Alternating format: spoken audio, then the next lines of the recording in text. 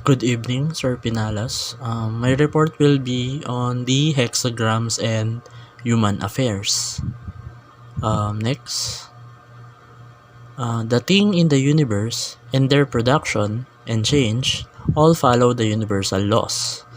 The I Ching, according to its appendices, was composed so as to represent, through simple symbols, these universal laws in order to be a model for human actions.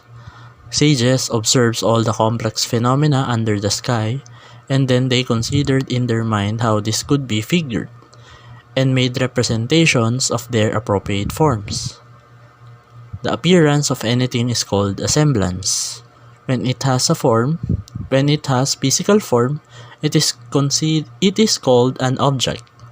When we regulate and use it, this is called law. It is what separates human beings from other beings like animals and plants. Man is created to do such roles that are in harmony with heaven. There are things that humans can do but heavens cannot.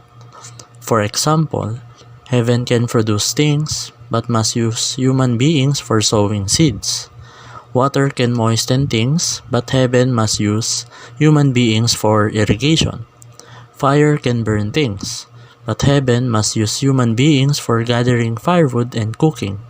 Fire has its function or pattern principle, which is to burn things. But since a human has such capability to influence the naturalness of the fire, the divinity and shang or image of the fire produce new things in the aspect of its material use. Heaven cannot do this on its own and thus produce the sages, who cultivate the way and establish the teachings on behalf of heaven, and in order to edify or improve the lives of people. We can see the fluidity of human affairs at this juncture between what is provided and what can be conducted. With the right actions, it is possible to turn what appears to be a disaster into a blessing. In contrast, failure to take appropriate action can turn what appears to be thriving into a crisis. As already seen, the position and relations of man and woman in the society of that time are extended in the appendices by analogy to Tien and Kun. So the appendices establish Tien and Kun's position and relationship in the universe. They serve as a metaphysical interpretation of the relationship between man and woman in the real world. All symbols in the I Ching were created by grouping Tien lines and Kun lines in various ways. The Yang force was represented by the Tien line, the undivided line, and the Yin force was represented by the Kun line, the divided line. It has been stated that Tien is hard and Kun is soft, and it has also been stated that Tien is heaven and is known as father, while Kun is earth and is known as mother. As paternal authority, the great principle of heaven and earth has functions, identity, duties, and patterns to follow. It means that a father is a father, a son is a son, a mother is a mother, and when a husband is a husband to his wife, and a wife is a wife to her husband. This is the proper way of the family. The Tien and Kun's positions in the 8th trigram are polar opposite. When Tien, which is the heaven, above, and Kun, earth, is placed below, in this case, the hexagram serves as a model for social conduct and position. A woman should devote her entire life to a man, but a man should always do his duty at a time. He would be making a mistake if he continued to try to conform to the woman. As a result, while a woman has every right to adhere to tradition, a man must always be adaptable and flexible, allowing himself to be guided solely by what his duty requires him at that time. The ruler's main function in the Confucian state was to educate and transform the people. Last, the cosmology of Huai-Nan-Tzu. First is, there was a beginning. There was a beginning of anteriority to this beginning. There was a beginning of an interiority even before the beginning of this anteriority. There was being. There was non-being. There was not yet a beginning of non-being. And last, there was not yet a beginning of the not yet beginning of non-being. When heaven and earth did not yet have form, there was a state of amorphous formlessness. Therefore, this is termed the Great Beginning. The Great Beginning produced an empty extensiveness, and this empty extensiveness produced the cosmos. Nothing can exist unless there is something, and an empty space can exist only if there are objects with intervals between them, and both divide from a whole that is neither one nor the other. Each entity has a limited set of attributes and is without something, but the totality from which it distinguishes is both without nothing and without something, because everything arises from it. Then, having added nothing to something, I must still add an entirety that has not yet begun to be without something. But once again, we are speaking prospectively, as if there were already things to be present or absent, and we must negate. There had not yet begun to be that not yet having begun to be without something. Next is the explanation of the first mention, which is there was a beginning. So there was already a complex energy in the beginning that had not yet materialized or become visible. Even in such an immense and unmanifested state, the desire to spring to life was evident. However, the species of things had not yet formed. Second, because everything has a principle and the yin-yang, the energy of the yin-yang is united with one another, initiating and striving throughout the universe.